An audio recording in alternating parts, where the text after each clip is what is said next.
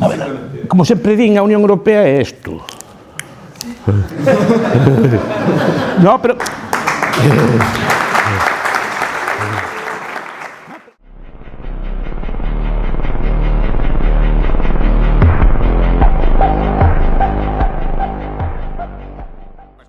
Ahora tenemos la charla del patrón. No le gusta que diga muchas cosas bonitas ni que le dé las gracias, pero es inevitable, muchos de los que estamos aquí, es sin duda gracias a él y a su labor académica. No necesita presentación, Bastos. Pues sí que necesito, como que no necesito. Pues nada, el profesor Miguel Ángel Bastos es eso, profesor, una persona que ha dedicado toda su carrera a educar a las nuevas generaciones en la Universidad de Santiago, principalmente en la Facultad de Ciencias Políticas, pero también en periodismo, etcétera, aunque también está licenciado en Económicas. Soy doctor en Económicas. Exacto. Y bueno, lo que decía, es el presidente de honor del Xoán de Lugo, sin él nada de esto existiría, así que yo siempre tendrá mi profundo agradecimiento y que creo que el de muchísimos más aquí. Y hoy nos va a hablar de O Pequeno e Posíbel, que bueno, ya salió un poquito el tema por encima de los estados pequeños y demás, pero seguro que nos da muchas nuevas ideas y profundizamos mucho más en el tema. Muchas gracias, profesor.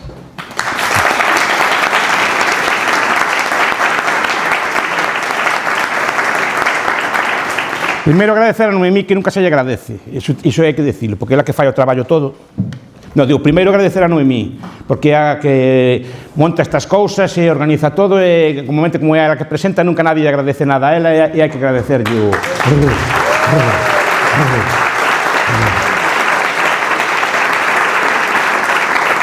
Hai que agradecer todo o que fai, porque eu son un zoquete para montar cousas e organizar cousas, e así ela sempre busca un local, e arranxa daqui, arranxa de lá, entón, pues, bueno, ten moito mérito. Se non outra cosa non se fan, porque por min... Pues tomamos, quedamos nun bar ou así, pero non mellor dos casos. Bueno, a ver... Pediume que falara de... A mí non me gusta falar non é falsa modestia, nada así, pero non me gusta falar das miñas cosas, porque a xente tendrá outras cosas que facer que pensar no que eu digo. Pero pediume que falara do tema do libro. Entón, me gusta... Máis que falar, quero abrir un debate, que é o que me gusta a min, xa que presento unha cousa que se poda debatir sobre ela. Porque é o que máis me enche, é dicir, levar discusións, levar... broncas, cosas por estilo, ela sabe ben a que me refiro, así nos conocemos, nós fai máis de 20 anos, peleando na clase, non? Entón, como a mí me gusta moito ese tipo de debates, pues, vou plantear os temas que plantexo no libro, a ver que moitos os tocou os carantes, non? Pero a ver que vos parece. O primeiro punto que quero tomar é a cuestión da escala. Por que escribo este libro? Primeiro porque me pediron, porque escribí unha vez na prensa, escribí un artículo, non sei por que, saliume así defender os estados pequenos, o editor de A Través, gustoulle e me pediron, por favor, que fixera un libro. E tanto insistiron que o fixen, que fixen o libro, entón aí quedou. Porque o que me interesa, buenos días, profesor Meseguer, encantado de verlo de nuevo. E por qué? Porque a cuestión da escala, que unha economía sempre estamos co diñeiro, non sei que, a banca, tal, bueno, e a economía ten máis cousas que eso, e a cuestión da escala, por exemplo, nunca se discute, se parece que os rendimentos crecientes a escala, moi bien, vamos a discutir un pouco desto, si é así, porque se leen uno, por exemplo, a Borsodi, un economista agrario de principios del siglo XX, da Tugli Civilization, por exemplo, outro tipo de libros, dicen, no, mira, a escala está moi bien, pero hai deseconomías de escala tamén, e hai un punto en que os beneficios de la escala se ven contrapesados, por exemplo, por os costes de distribución. Es decir, a escala é moi eficaz a efectos de produción, se produce máis barato, pero moi ineficaz a efectos de distribución. Por eso non hai unha panadería só en Madrid que produzca pan barato para toda España. No, pues, claro, moi ben, se el pan saldría baratísimo, pero hai que ir a buscarlo, hai que transportarlo e ao final non compensa. Ao final compensa tener unha panadería ao lado de casa. Esa é a cuestión da escala. Entonces, es decir, e isto da escala que critica a Borsodi se pode aplicar aos estados ou non? Hai ventaxas de escala na integración política ou non? É un debate que a mí personalmente me fascina, un debate teórico, tampouco ten maior relevancia na vida cotidiana, pero son debates teóricos que temos así os austriacos, así que nos gusta barrenar destas cousas, discutir destas cousas, bueno, pues vamos a discutir desto e aplicalo aos temas de... Empecé a estudiar isto, recobrei os vellos autores, a Leopold Kohr, moito lle gustaba os austríacos vellos, e a David Gordon lle encantaba. E agora, claro, a Leopold Kohr nadie o conoce. The Breakdown of Nations, o sea, está traducido fai pouco ao español, é algo así como a explosión de las naciones ou a ruptura de las naciones, explicando la ventaja de la pequeña escala. E seu discípulo,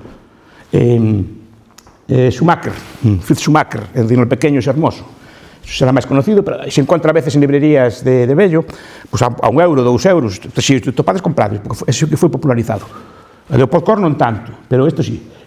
Los Pocos tamén ten un libro que se chama The Breakdown of Britain, recordando a tese dos vellos Little Englanders, os pequeños ingleses, que querían unha Inglaterra sola, como Chesterton, por exemplo, querían Inglaterra sola, sin Gales, sin Irlanda e sin Escocia, e sin imperio, sobre todo sin imperio. E esta xente bebía de aí, tal. E entón ten un libro que se chama Big Down of Britain, querían volver a Inglaterra fragmentada. Entón, esta xente como non se conoce e tal, porque os austriacos antigos gustaba moito del, e porque ahora volvín a repasar así as cousas, vin algún libro, vin o que citaba antes Óscar de como se chama esta xente toda de Eric Jones, El milagro europeo, pois ten outro libro que se chama Crecimiento recurrente, eso non me gustou tanto, pero bueno, vai na mesma liña. Eric Jones, Jen Baechler, que é un politólogo que nadie conoce, ou casi totalmente esquecido, e ten uns libros preciosos, ten traducidos ao español, ten dous, Los orígenes del capitalismo, e ten outro que se chama Los fenómenos revolucionarios, os dous son fantásticos, a mí me gustan moitísimo. De feito, se estudio tamén a revolución, é por Baechler, que me influiu moitísimo. Pero despois tamén, claro, Joel Mokyr, está traducida unha cultura que ten varios papers tamén incitando isto, de la fragmentación política.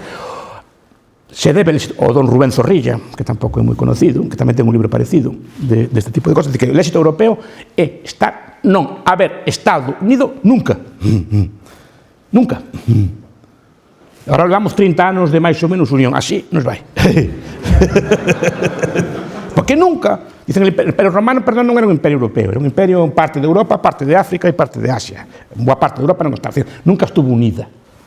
E iso é o éxito. Entón vai explicando como nos tempos vellos que decían Óscar, que había 1000 unidades políticas en Europa. Na Edad Media, sabedes que me gusta a la Edad Media, cuanto máis alta, mejor, non cuanto máis baja. Cuanto máis alta sea la máis así, máis me gusta a mí la Edad Media. Entonces, es una Edad Media, pues, que tiene muy mala prensa, y yo entiendo por qué, pero tiene muy mala prensa, pero muchas de las instituciones que tenemos hoy se crearon en esa alta Edad Media, en esa etapa de anarquía. Mira que hasta un punto, en Galicia hubo reyes suevos, ¿no? Pero es que hay varios que no se conocen, hay como, ves la lista, y ves que hay unos años que no se saben, no se sabía quién era el rey, no tenía nadie que le escribiera el nombre.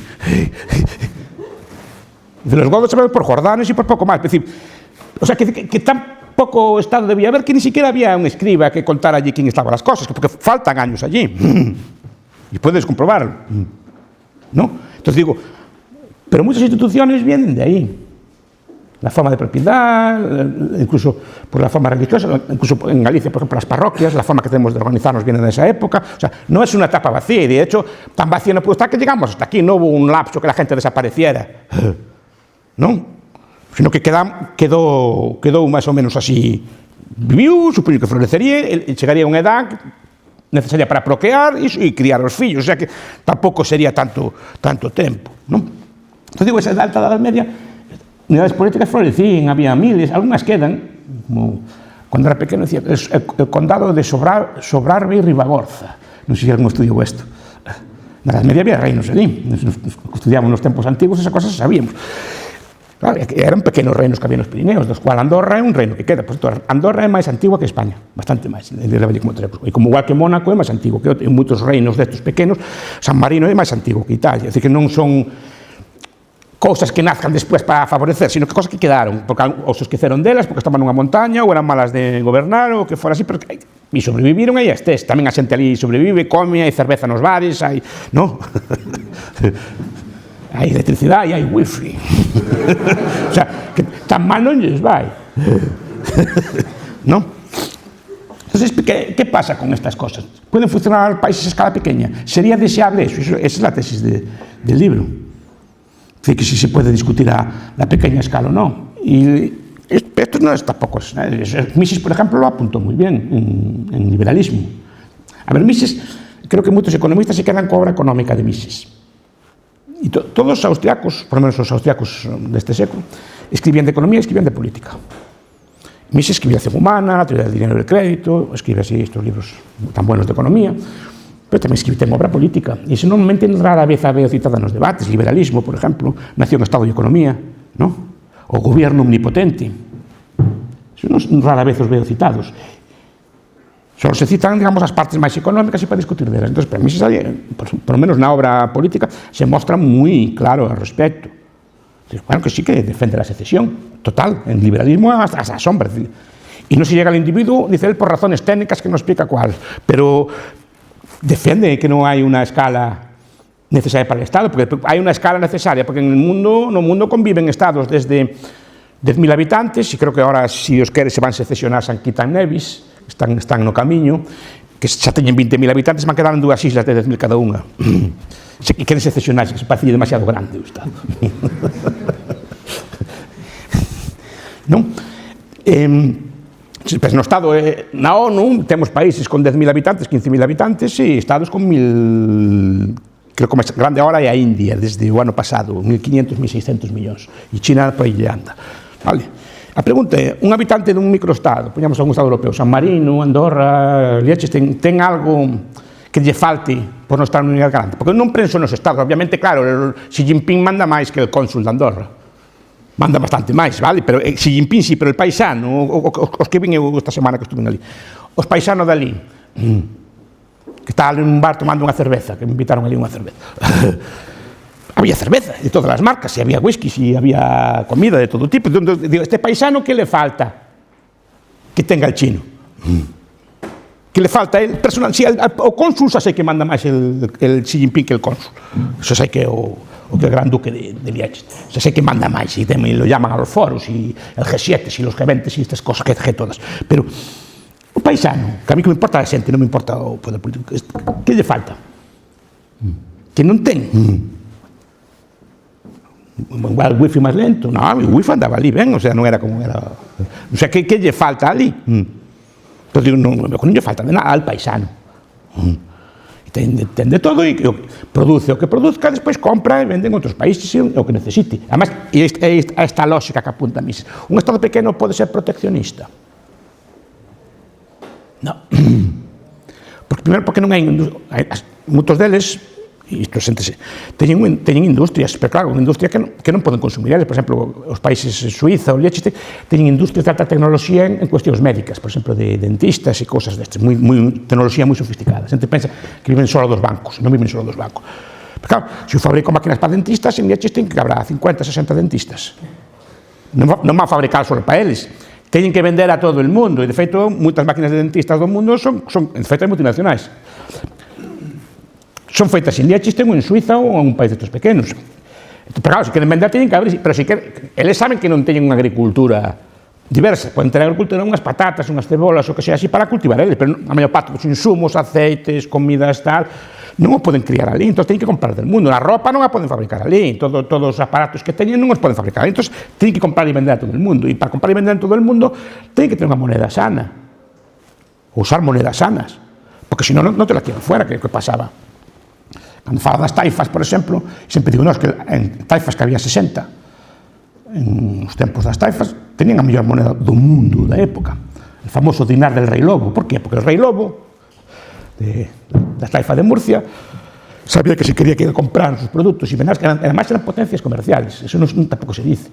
E creo que sempre digo que se España é tan bonita no sur é porque tenía moitas cidades así como focos de cultura.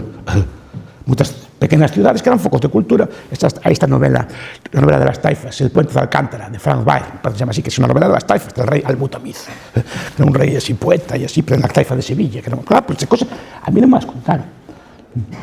E que prosperaba e funcionaba, e además tiñen moneda, etc. Entonces, un país pequeño ten que ter unha moneda sana, ten que abrirse ao comercio. Pode ser moi intervencionista, pode serlo, é dicir, pode haber unha tiranía, pode haberla perfectamente. O sea, a natureza humana non cambia porque estás nun sitio grande e pequeno, eso tampouco é ninguna panacea, ni é el paraíso na Tierra, tampouco seamos así. Pero claro, Un país moi pequeno pode ter unha tiranía, pois pode tela, pero é máis fácil escapar dela. Sin cambiar moito de vida. Sempre conto a vida de Leonardo da Vinci. Leonardo da Vinci vivía no 400, outra gran época da historia, e cando un rei o perseguía ou tal, pois andaba a 5 kilómetros e estaba en outro reino.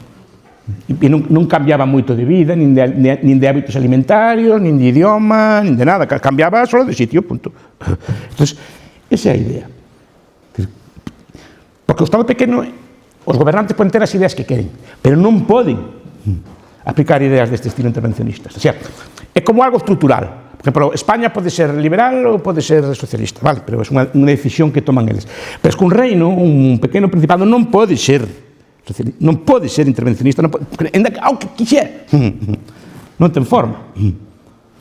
Porque sabe que ao final, vale, moi bien, son o que quiera, pero ao final dependo de outras cosas, tengo que comerciar, tengo que abrir, tengo que tal, la gente se me pode marchar se os impuestos son moi altos, se me marcha, pero a la Seu d'Urgell, que está a 1 kilómetro de Andorra. Entón, así que non é tan fácil controlar. Entón, eso é estrutural. E despois outro tema que quería tocar, que antes apuntou Óscar, é a cuestión das constelacións de estados.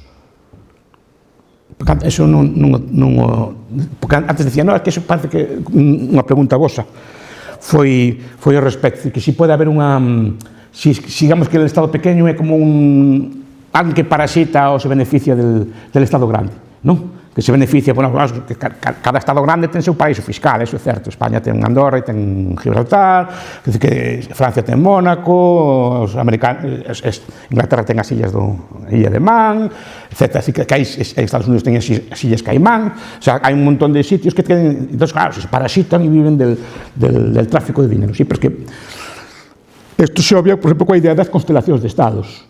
Constelacións de estados son as épocas na historia nas que existiron moitos pequenos estados nun territorio relativamente homoxéneo culturalmente e que construíron, e se explican varias. A principal son as polis gregas. Polis gregas, que crees, duraron un século e medio, unha cosa así, non? Así como tales.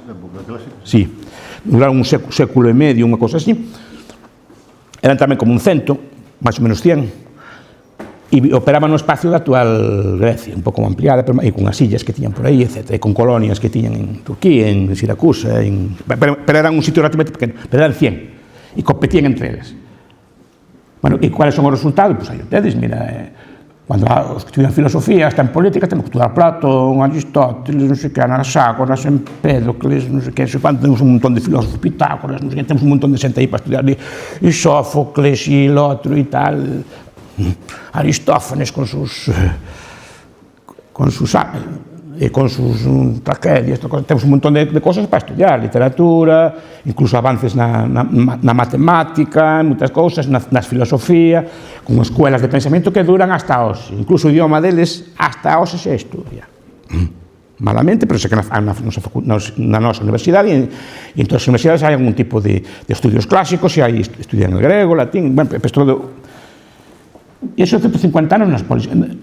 E os persas non foron capaces, que eran grandes, o imperio persa, que quería acabar con todo aquilo e quería conquistar, e non pudo.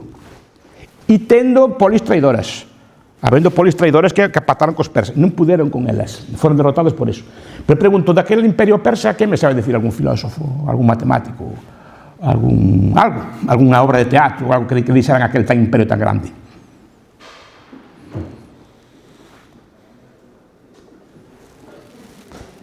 Porque hasta a nave Asís fala dos mercenarios que iban ali a pelear polos persas, creo que a Xenofonte, non?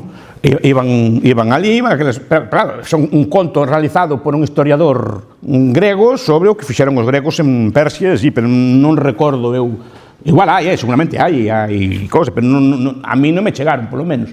Entón, as polis, en aquel 150 anos, aquela competencia, funcionou perfectamente.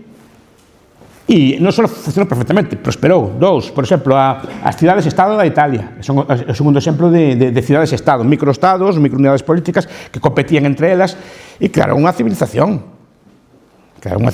Pues, todos os pintores, Cellini, el Giotto, toda esta xente así, todos estes filósofos políticos como Maquiavelo, hai un montón de Dante, todos veñen dese entorno. y non só sino que estaban divididas entre elas, güelfos, gibelinos, había de todo ali para discutir.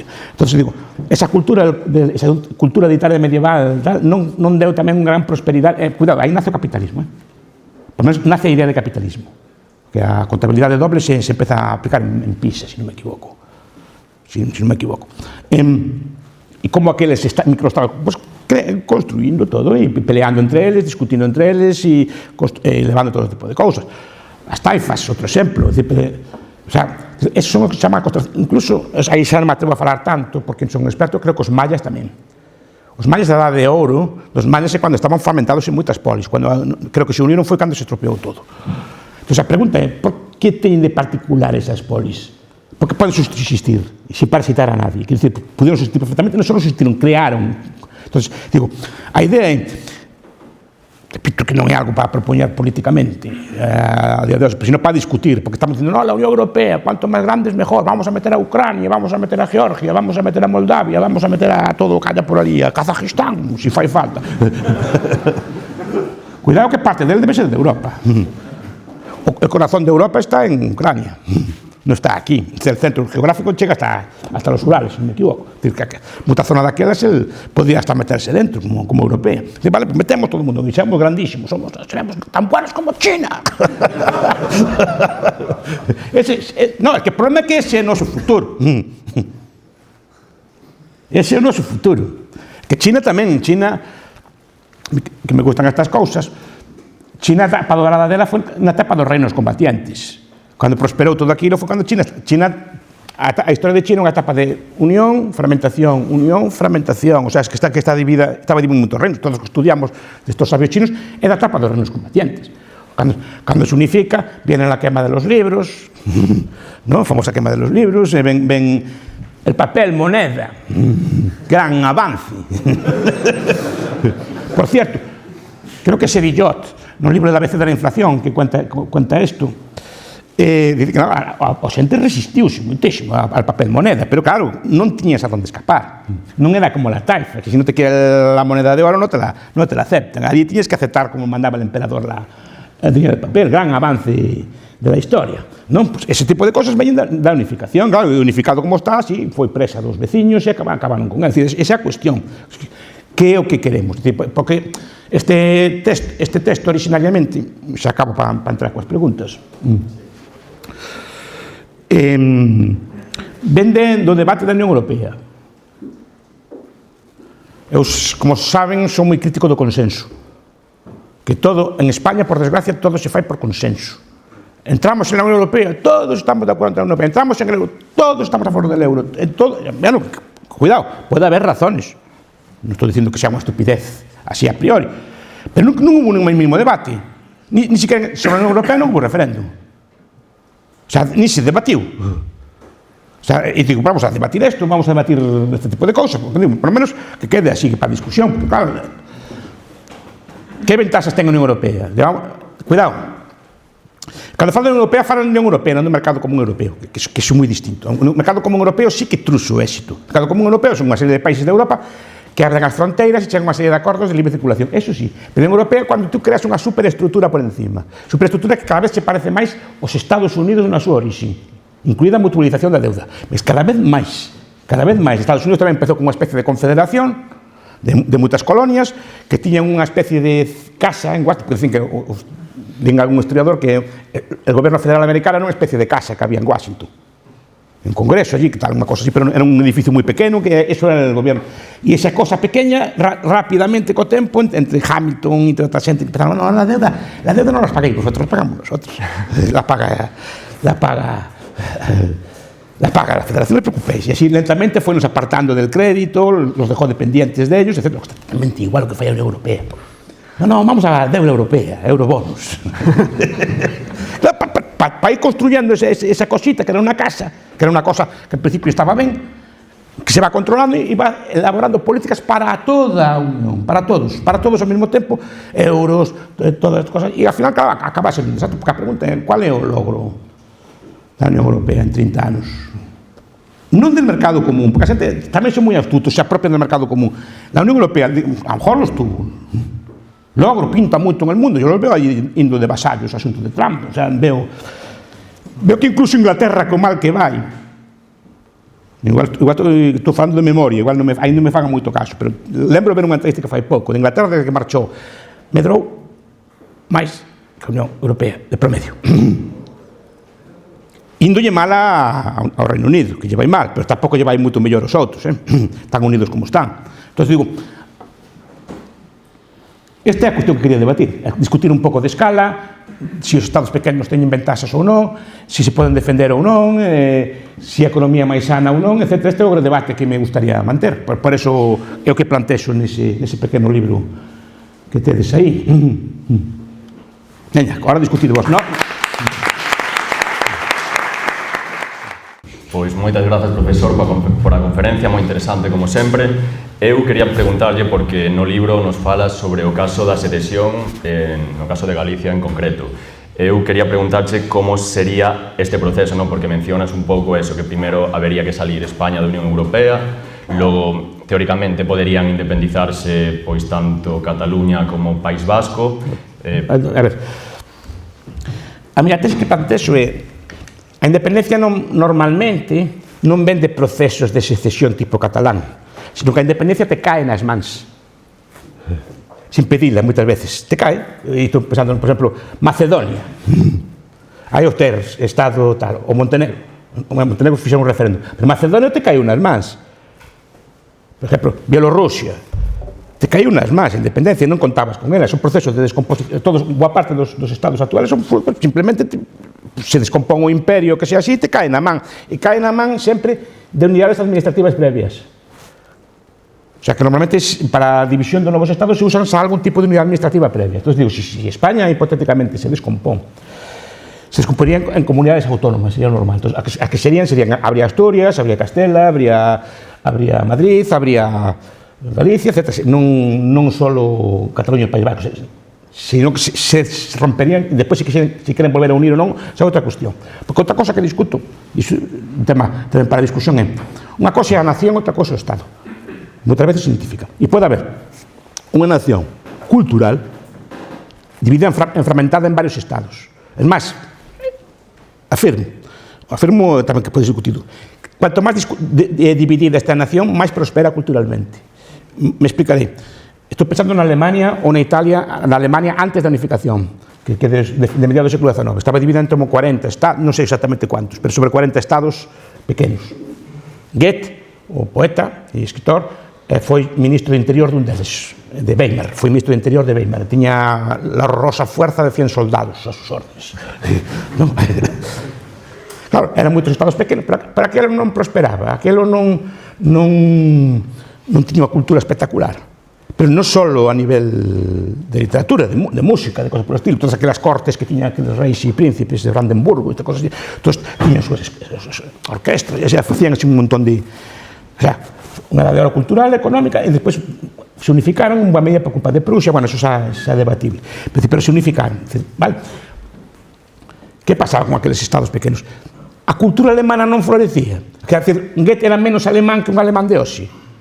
Era igual de alemán que un alemán de hoxe, só que non había un estado alemán, simplemente era alemán de cultura, escribía en alemán, publicaba versos en alemán e glorificou a cultura alemana hasta o punto que a día de hoxe se lee. Pero non fai falta ter un estado para cada, digamos, cultura. É dicir, unha nación, por exemplo, Andorra é tan catalana como o sitio que hai al lado. Pero non ten por que estar países cataláns todos xuntos. Simplemente é así. Os países hispanos poden ter en autonomías ou no que sea varias, como foi na Edad Media. E florecer. E máis sempre digo, cando comparo, por exemplo, o Brasil, en Brasil triunfou o principio de unificación.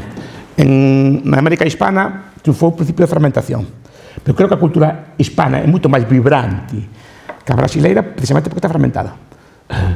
Porque non hai un Estado solo, sino que discuten entre eles, sempre hai refugios, porque se un goberno é moi represor, te vas ao lado e tal. Depois que teñen así como pequenos centros culturales, unha das cosas que non me chamou a atención, cando leín a Schumacher, dice, que sería de Copenhague se chegara a unificarse porque Alemania, en Dinamarca querían metela tamén en Alemania. Que sería de Copenhague a día de hoxe? Nada, unha cidade de provincias. sin ser o foco cultural que pode ser hoxe. Entón, por que tiene que estar unida a unha nación políticamente? Iso é unha cosa que pode tener motivos, non quero discutir, e se es ventaja ou non. Entón, o que digo que no caso hipotético, que repito que isto non é un programa político, ni moito menos, no caso hipotético de que houbera unha ruptura e unha implosión da Unión Europea, e se houbera unha implosión de España, pues directamente podría estar dividida en varios reinos. Eso que trato de decir. Vale. Bueno, por último, que seguro que moita xente quere facer preguntas, quería preguntarlle polo modelo de cidades-estado italianas que o mencionaste na conferencia, se podería haberse aplicado en España, no? Que creo que dixeras algunha vez que hubo un debate sobre este tema, no? En Castela, sobre copiar ese modelo e por que non se imitou, xa que parecía que podería funcionar mellor que o que temos. Eu leí unha tese doutoral que dirixín esa tese. Falta información, o autor da tese dixo que non había, que iba aos arquivos e que non atopaba material, non sei por qué, como se estuveran expurgados ou algo así. Pero o que di el, e teño comprobado, a ver, no tempo das comunidades hubo intentos de crear, pensemos que naquel momento estaba en debate, eso explica moi ben un que se chama Spruit. Naquel momento, no século XV e XVI, estaba en debate cuál iba a ser a forma política triunfante. E había, por un lado, que defendía un modelo de nación-estado compacto, como que temos agora, e, en cambio, había outros que defendían modelos tipo ciudad-estado, que tamén eran frecuentes na Europa da época.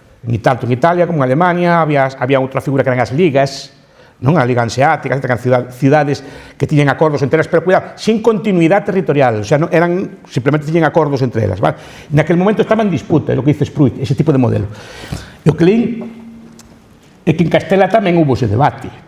Por que non imitar o modelo italiano en Castela aproveitando as grandes comunidades? Porque se produce unha especie de luita con Carlos V, porque Carlos V trouxe unha banda de bandidos a saquear España. Eso é que aquela historia do che dice. Hai un señor recentemente difunto, Arturo Miguel Bernal, que é un historiador económico que morreu fai pouco.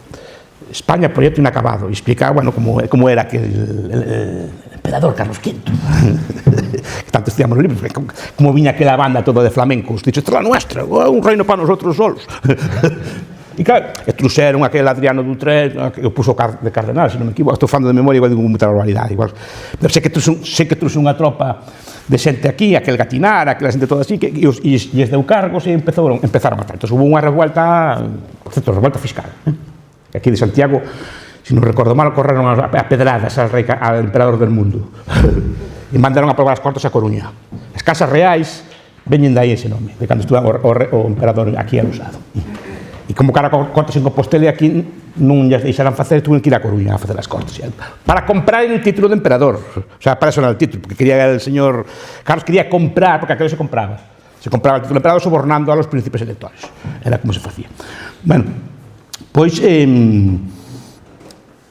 hubo un debate sobre si importar el modelo de ciudad-estado de Italia a Castilla, pues que a ciudades castellanas, pero, por ejemplo, la ciudad-estado de Palencia, la ciudad-estado de Valladolid, creadas al modelo italiano, y creo que ese debate lo hubo. Obviamente perderon os comuneros e perderon toda esta cosa.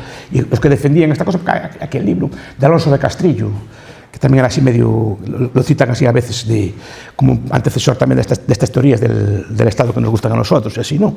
Pues creo que tenían algo deste tipo de cosas. Que pasa que dice el que non topou moitas fontes, pues non me atrevo a pronunciarme moi en serio desto, porque igual estou dicindo unha barbaridade. Pero creo, non me extrañaría, xa, non, igual é unha hipótesis errada, igual, repito, que non me meto en temas que non sei, pero non sería descabellado. No sentido que era un modelo bastante extendido en la época y que se veía próspero, que se veía así. Entonces, pero repito, igual que Italia, la cultura italiana floreció mucho con aquellas ciudades, la cultura española no tendría florecido mucho con aquel tipo de cosas. Porque España se une de verdad con los decretos de Nueva Planta. Yo creo que es España unida, porque antes eran reinos distintos. ¿Cuáles son los logros desde entonces? No, es por curiosidad.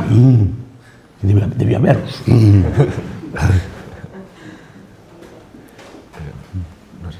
Bueno, pues ahora preguntas.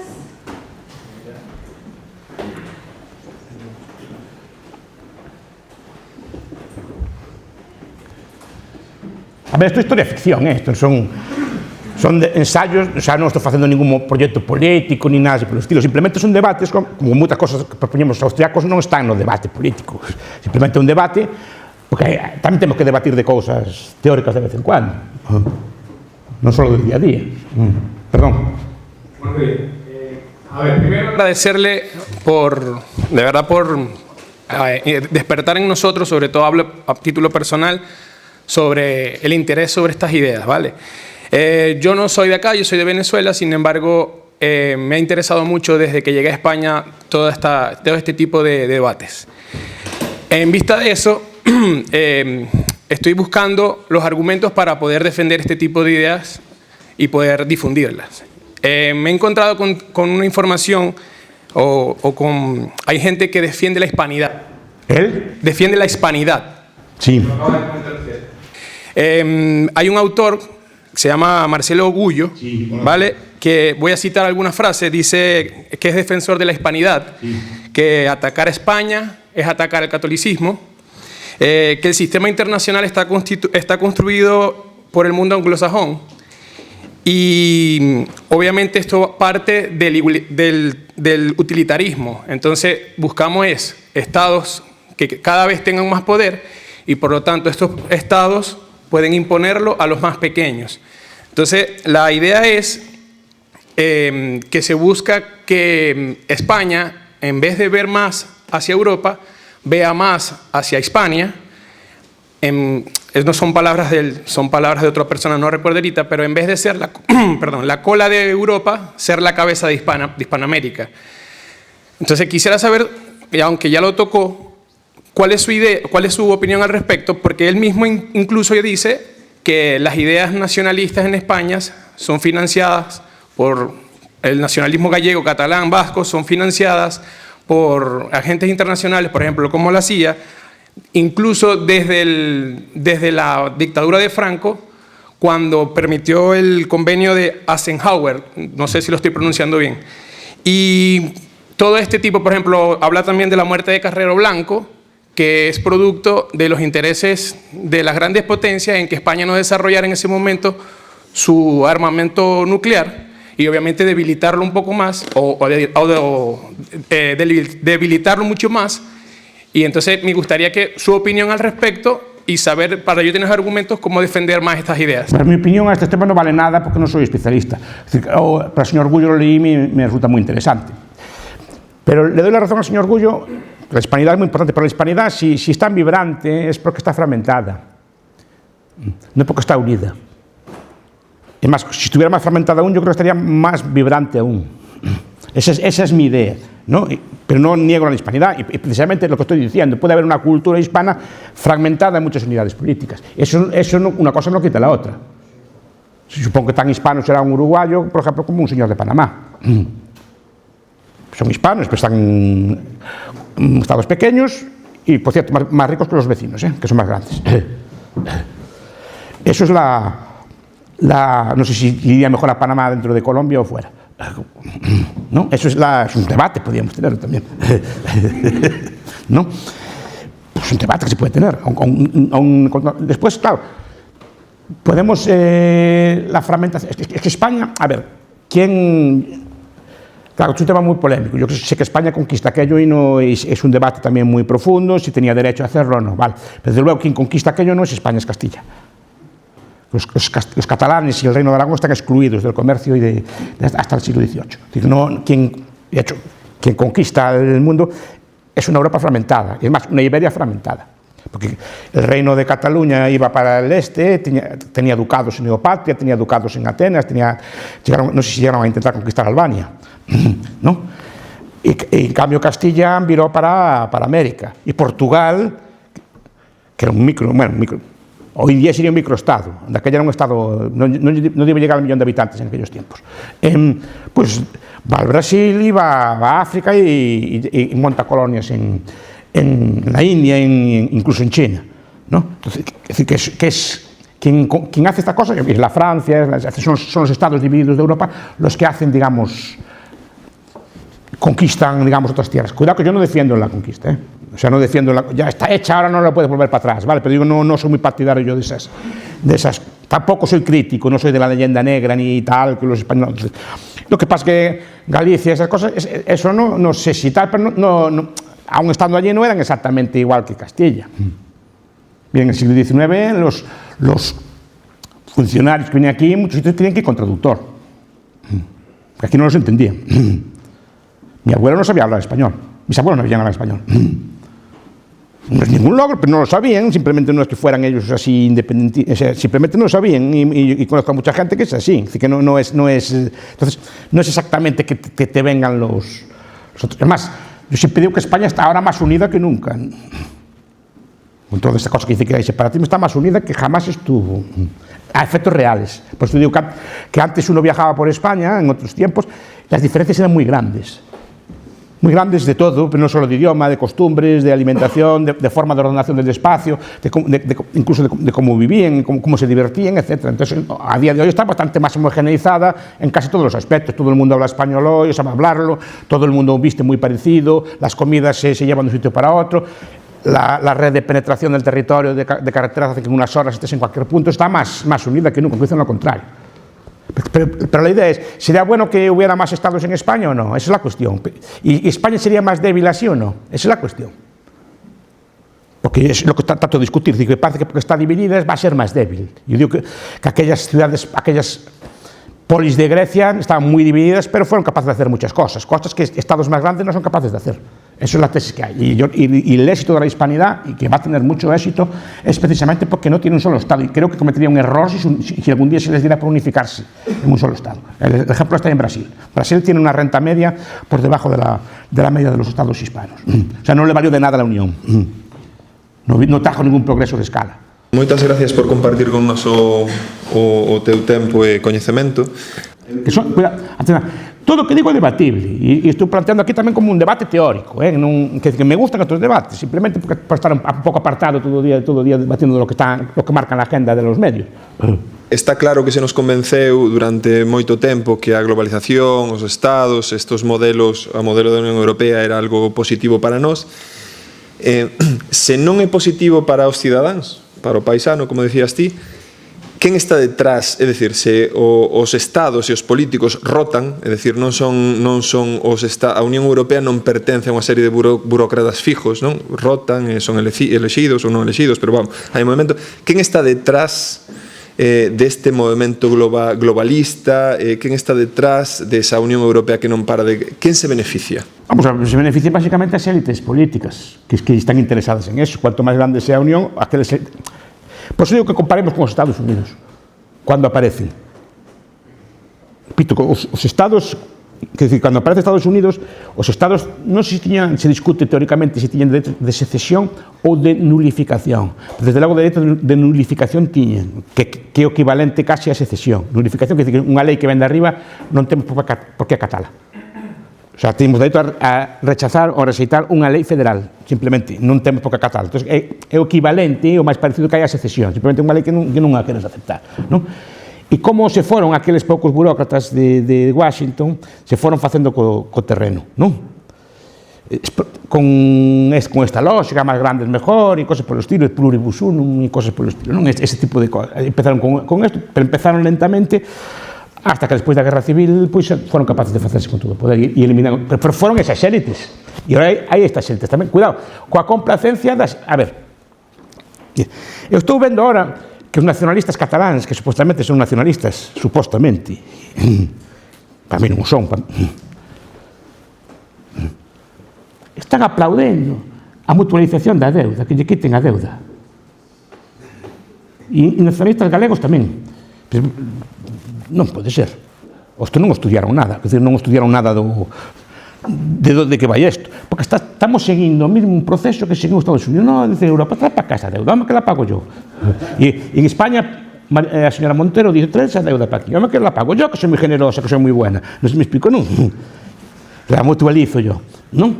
Vale, pero que decir que quen queda con control do crédito, e iso dixo moi ben fui a única persona que yo vim decir que é conselleira de Economía de Extremadura. Lo que quieren hacer esto es quitarnos el crédito a las autonomías, que no podamos salir nosotros a pedir prestado. Efectivamente, mira como acertou, efectivamente.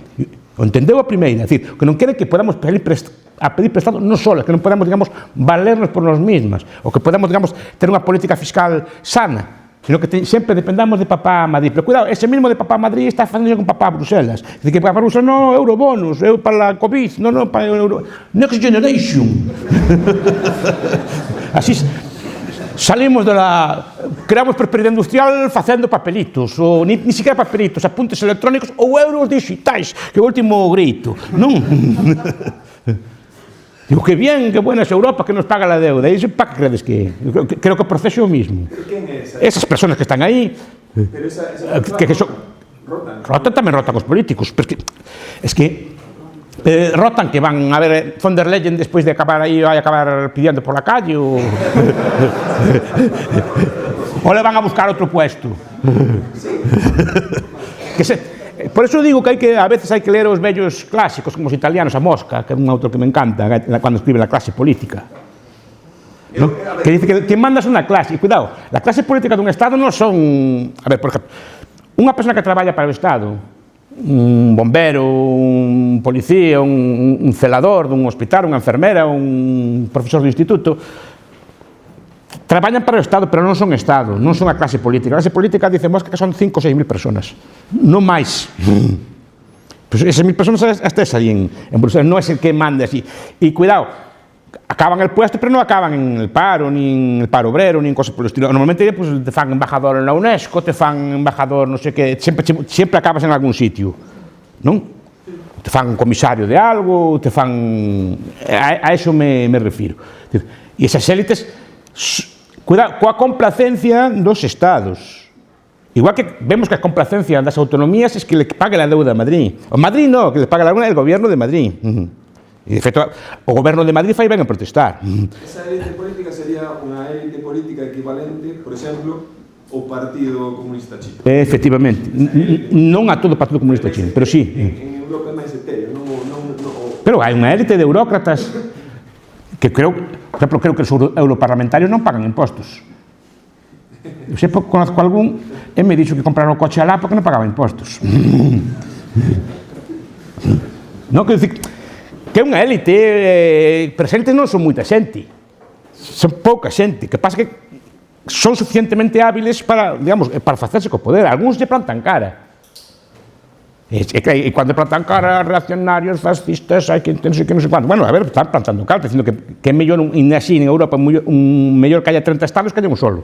Eu, desde a ignorancia, se me proxecto 10 anos atrás, eu pensaba que a Unión Europea, por exemplo, por falar dun específico, estaba potenciada ou asiente o que a razón da creación da Unión Europea era para que o mercado, para expandir o mercado de consumidores, para que as multinacionais europeas tiveran un mercado interno que les permitiera competir.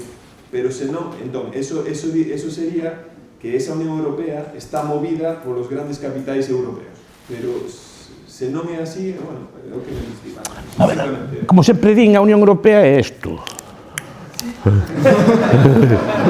No, pero...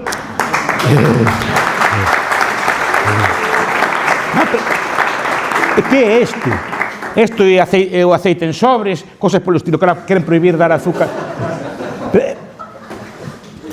Expandir un mercado non se fai de forma positiva, sino de forma negativa. Ti expandes un mercado simplemente quitando túas fronteiras, quitando todos os arancelo, quitando o imposto non, as tarifas, quitando, non creando, quitando.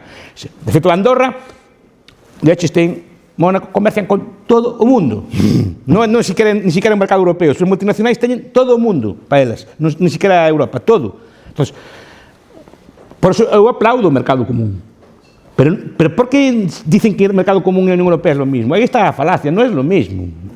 Porque a Unión Europea sí que xa empeza a ter poder executivo, xa non é unha cousa que entre nós comerciamos, sino que hai unha superestructura, von der Leyen, toda esta xente que están ali, todos estes comisarios, esta xente así tanta, que teñen leis executivas, por estou dicindo, isto é unha lei executiva, algún lobista se lle ocurriu, non sei por qué, es que tiñan unha fábrica de máquinas desto. ¿Cuál es, en su opinión, en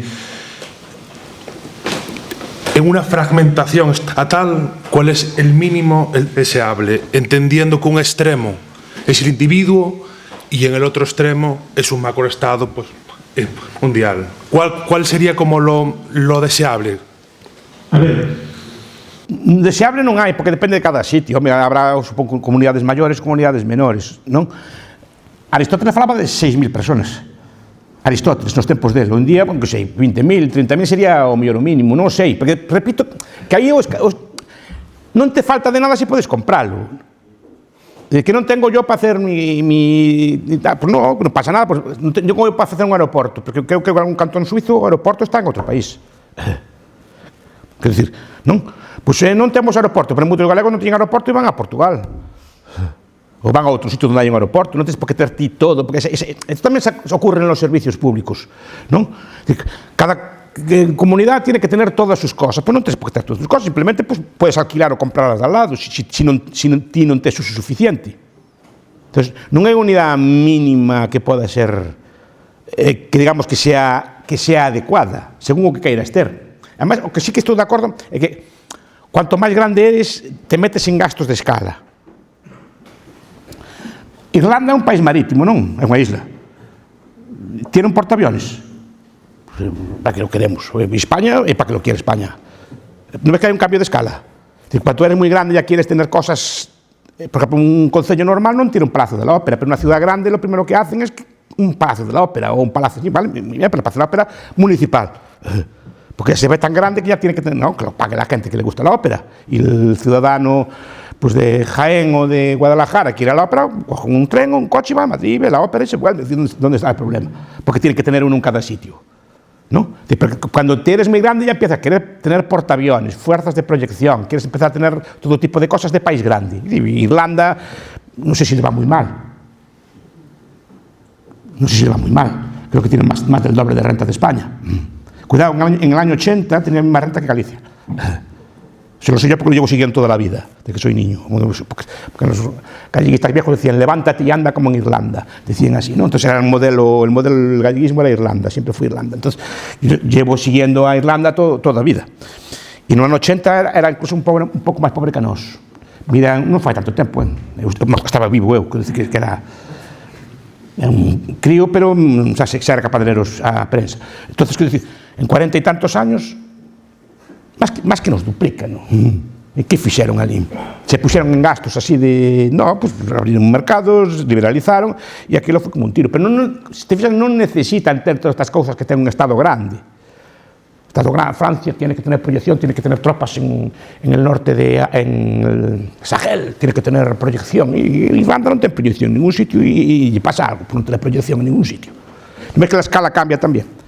Cuando es grande ya quiere, tu gobernante ya quiere que tener todo tipo de cosas. Y lo que decías antes de cuando Carrero quiso bomba atómica, Carrero dijo que España es una potencia, tiene que tener una bomba atómica también, como todas las potencias, porque no había cartos, no había dinero. No, pero si fuera por Carrero, facían, ¿eh? Pero vieron que costaba mucho y no fixeron.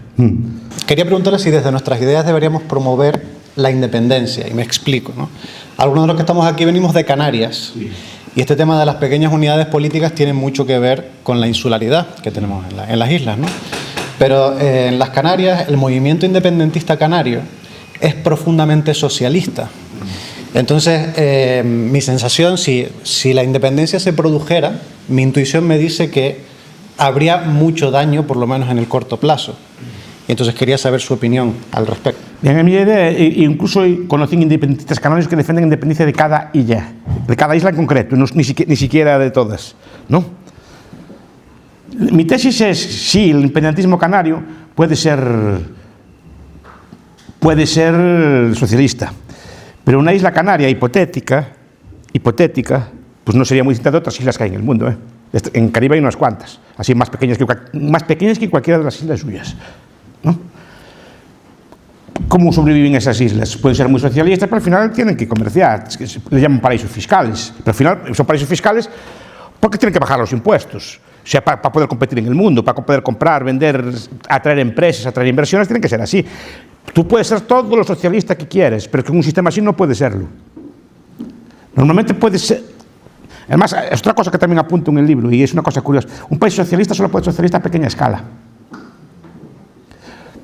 Porque tiene cálculo de precios. Un país muy grande sí que se derrumba. Porque al final, una isla muy pequeña, aunque tú seas muy socialista, ¿no?, está sometida a la disciplina de los precios mundiales.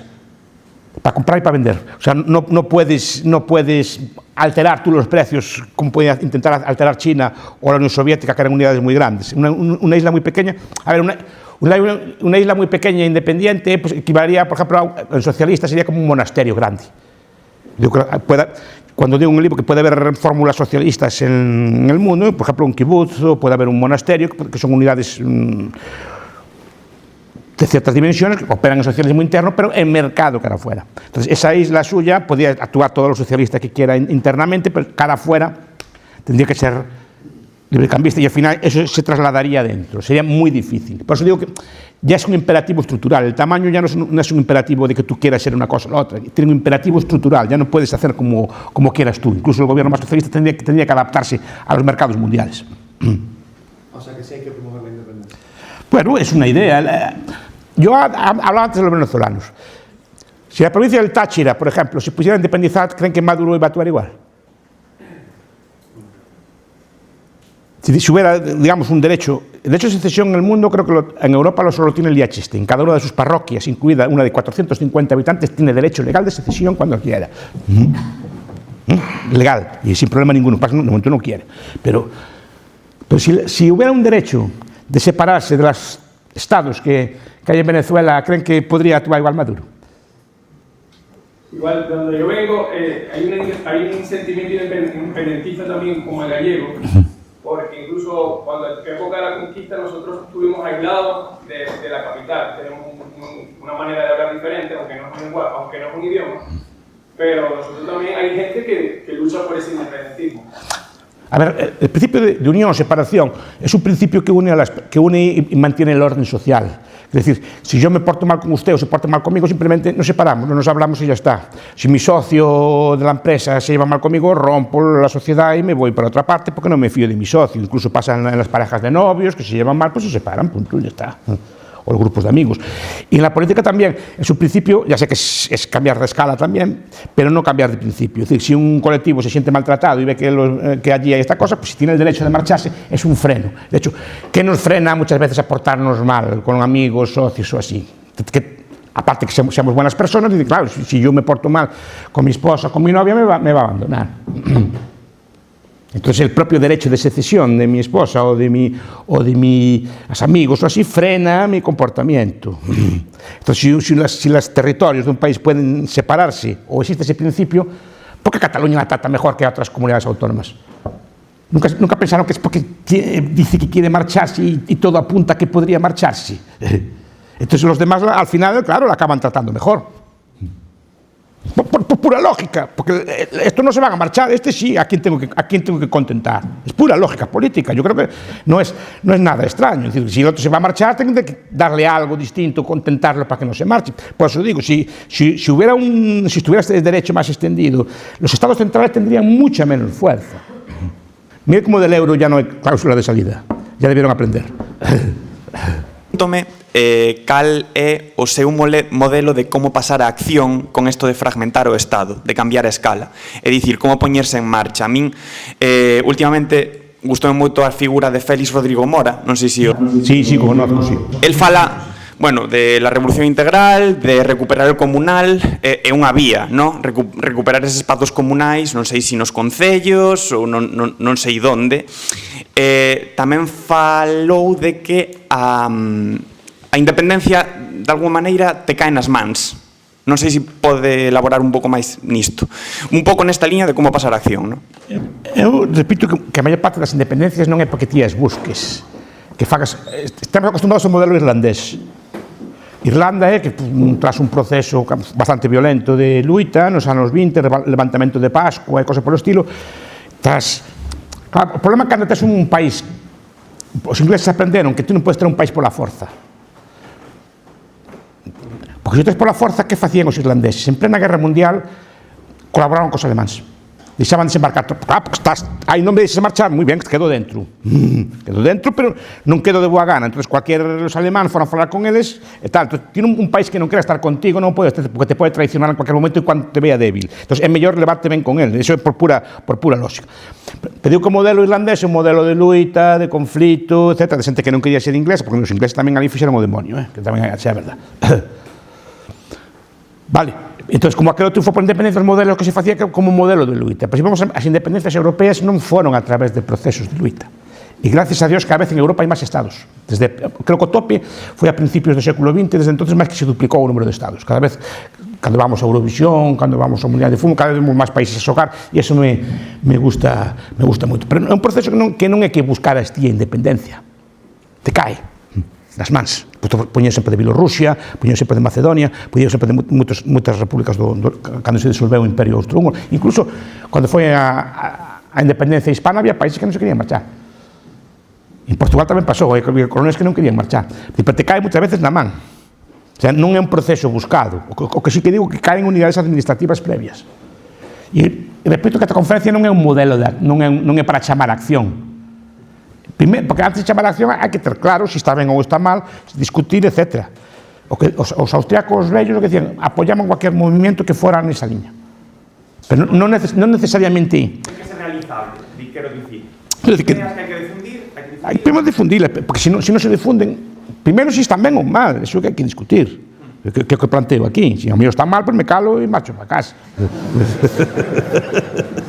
Que pode ser tamén calquera discusión deste estilo. Só digo, trato de recuperar unha tradición propia da escola austriaca, que rara vez se discute, que a mellor con España o liberalismo é moi extraño, porque é moi jacobino, moi centralista, boa parte del, non todo, pero boa parte del é jacobino, do liberalismo que hai en Madrid, pensa que a anarquía sería unha especie de España sin Estado, unha cosa así, pero que España igual, o sea, non... E ten este tipo de cousas, parece aberrante isto, cando está na propia esencia, por iso digo, vayan a von Mises, ou vayan aos austriacos cando falan destas cousas, ou vayan a Rothbard, cando fala destes temas, ou a Hoppe cando fala destes temas. E tes unha teoría política deste tipo de temas, e por qué? Pero o meu non é un chamado a acción. Vamos a mañán a no, simplemente explicar estas cousas como tampouco mañán se vai a abolir o Banco Central Europeo, aunque este en contra del. Sei que é unha cosa irrealista, pero la estou planteando, simplemente, igual que planteamos el Banco Central Europeo que está mal, etc., sabiendo que de momento non va a acabar, pero planteamos igual, es un debate que hai que tener, por lo menos para difundir ou discutir na sociedade e para pulir el argumento, simplemente para recibir críticas, e esas críticas ver que críticas son razonables ou non. Entón, non é exactamente un chamado a acción, pero só tengo que dicir, mira, cando ves un movimento deste estilo, non necesariamente te opongas, senón empeza a ver que ventaxas pode ter, non? Eu que sei, por exemplo, le suena Letonia, Lituania e Estonia? Bien, le suena y estaba mejor dentro de Rusia? No, es una pregunta. ¿Qué? Estaría mejor dentro de Rusia, es una cuestión. Sería un poderoso. Aquel imperio tan ansioso ruso, tan poderoso, que lleva 4 años en guerra para conquistar algo así como unos 400 kilómetros cuadrados. Con el oso ruso, todo poderoso. ¿No? ¿Estaría mejor allí o no? No, es una pregunta. Cada uno dirá lo que quiera. Estonia o Letonia o... ¿no? Que son los países que se marchan de allí. Es la cuestión. Profesor, una pregunta muy relacionada con debate que tenemos, ¿no? Hablábamos del cuando Europa era muy vibrante, con 1000 unidades políticas y una unidad cultural o una vida cultural que estaba desacoplada de esas unidades políticas y era mucho más transversal, ¿no? Y eso permitía esa situación mucho más vibrante. Hoy vivimos un momento en el que se acopla la vida política con la vida cultural, ¿no? Las grandes hegemones políticos tienden a centrar la vida cultural en torno a él y se está formando una cultura muy unida a las unidades políticas. ¿Qué podemos hacer para contrarrestar esa centralidad de la vida cultural y conseguir una vida cultural que se expanda más allá y que trascienda de las unidades políticas y romper esa unidad política-cultura? Es que los estados relativamente grandes tenden a crear culturas propias, pero culturas propias de Estado. Igual que crearon monedas propias de Estado. Antes o diñeiro era mundial. A xente non se dá conta, era mundial. Nada de media que el dinar del rei lobo, cualquier moneda da rei de Castilla, circulaba por toda Europa sin problema ningún. Na Edad Media, por exemplo, estaba fragmentada políticamente, pero non culturalmente. Por exemplo, cualquier estudiante podía estudiar en cualquier universidade da cristiandad, sin problema ningún, porque os que estudiaban na universidade tiñen como lingua punto latín e todo era en latín, que non era o Estado de ningún. É máis, cualquier estudiante podía leer cualquier libro escrito. Non había idiomas, era todo, a lingua de cultura era unha, porque a fragmentación une e a unidade fragmenta. Xa teño dito moitas veces, porque e se ve no diñeiro, antes o diñeiro mundial, agora temos o diñeiro estatal, o cual é unha aberración. Chegamos a ter incluso iglesias nacionais, como hai no norte de Europa, maldita... Sí, que... Non parece que como é unha iglesia nacional, que te piden el pasaporte, el tren, el cielo, que estamos de broma, que repugna incluso teolóxicamente. Non xa tal, a iglesia de Inglaterra, a iglesia de Dinamarca, a iglesia de Noruega, como puede? Ahora nombraron arzobispa de Canterbury, vale, pero nomeou o rei Carlos III, pero estamos de broma, con el visto bueno de Starmer, que fue el que dio el nombre, estamos de broma o qué? Como la iglesia, la jefa de la iglesia la pone Starmer. Non? Claro, pero antes era unha unidade cultural, religiosa, etcétera, incluso de circulación, etcétera. Non? Eso se perdeu. Lo que trato de decir es si se puede volver a eso, no, repito, hai que discutirlo. Porque antes, claro, ao final, é unha cultura hispana. Porque eu veo, por desgracia, non hai cultura, por exemplo, os nenos, e iso pasa tamén nas autonomías, non é cultura. Que estudian os nenos de España? Pois a literatura española, pois Azorín, Alberti, que se vale, pero non estudian literatura española, non estudian literatura mundial. E hai autores Dostoyevsky que a lo mejor non se estudian, o Tolstoy, o que sea. E tamén pasan as autonomías que se estudian os autores de aquí. Tienen unha lógica, pero tamén unha lógica fragmentada. Es decir, que al final acabas teniendo unha cultura nacional, cuando antiguamente leías, digamos, todo de todo el mundo, o escogías unos autores, o filósofos de todo el mundo. Y esto es la idea.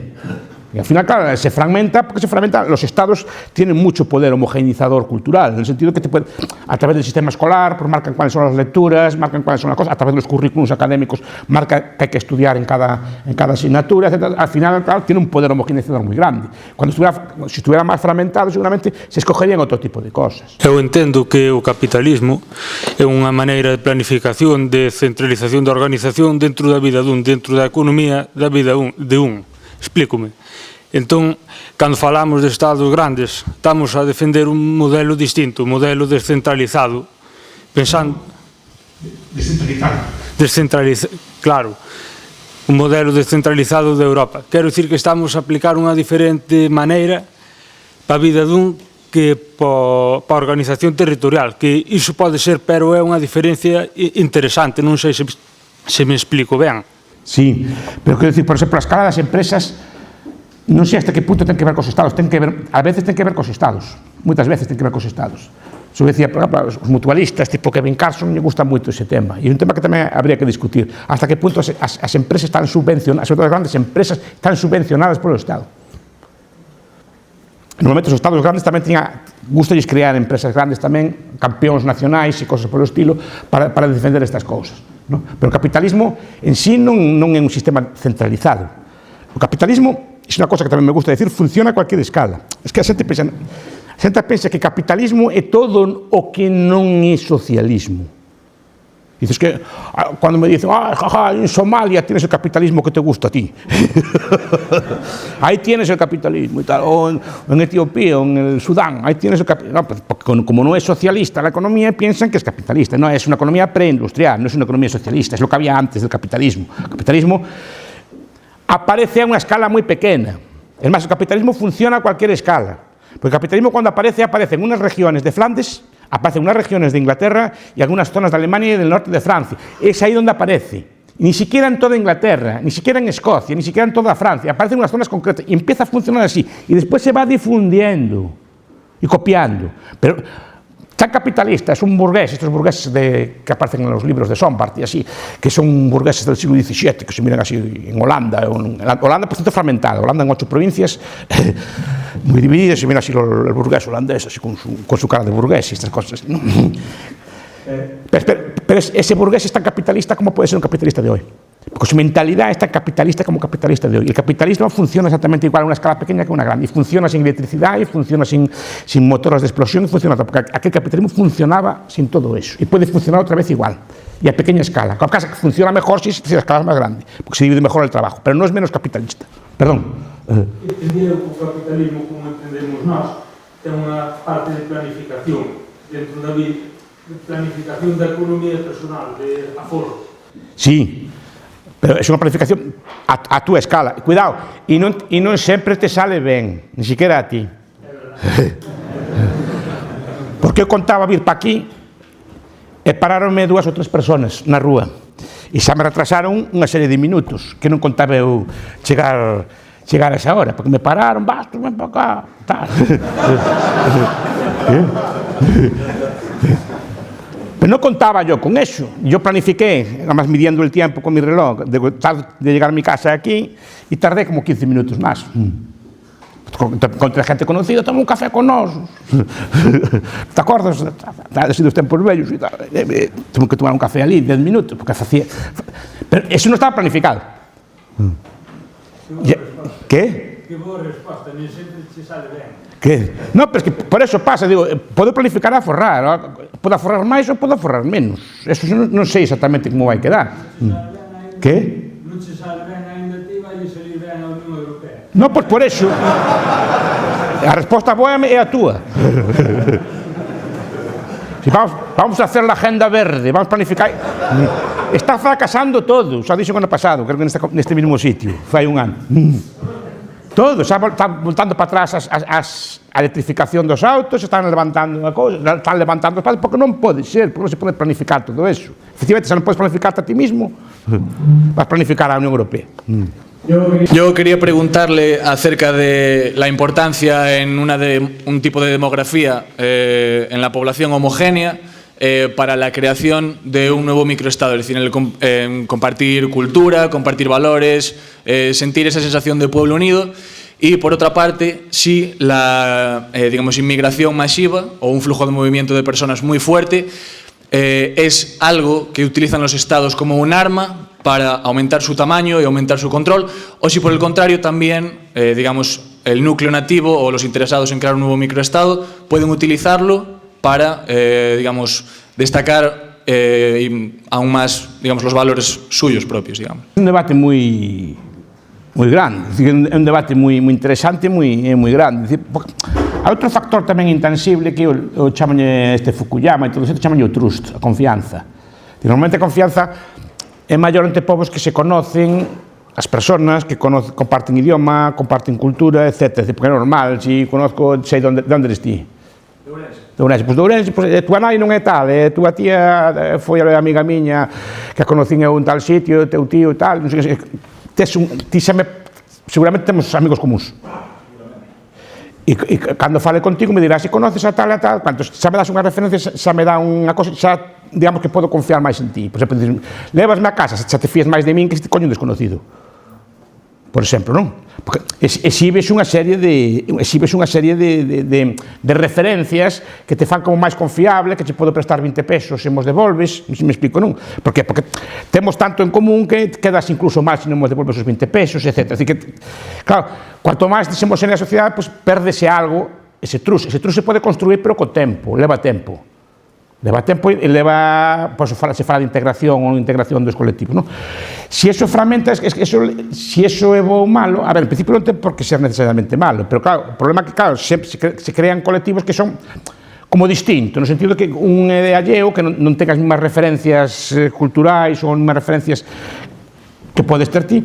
Se eso se usa para o Estado, é que os Estados dicen que usan multiculturalismo para debilitar a cultura, digamos, propia do país ou a máis antigua no país, pero tamén para debilitar a cultura dos outros. O multiculturalismo non só debilita a cultura propia, sino que debilita tamén a cultura do que chega, porque ao final vai no integrando, vai no debilitando, vai no ablandando, hasta que, claro, que ao final quedamos sometidos como en átomos, sin cultura propia, e somos máis fáciles de dominar.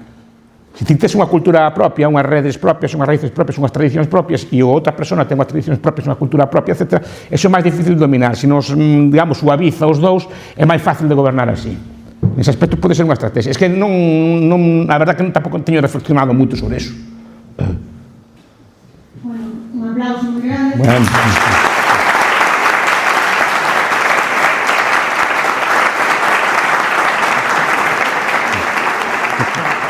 ¿Sí?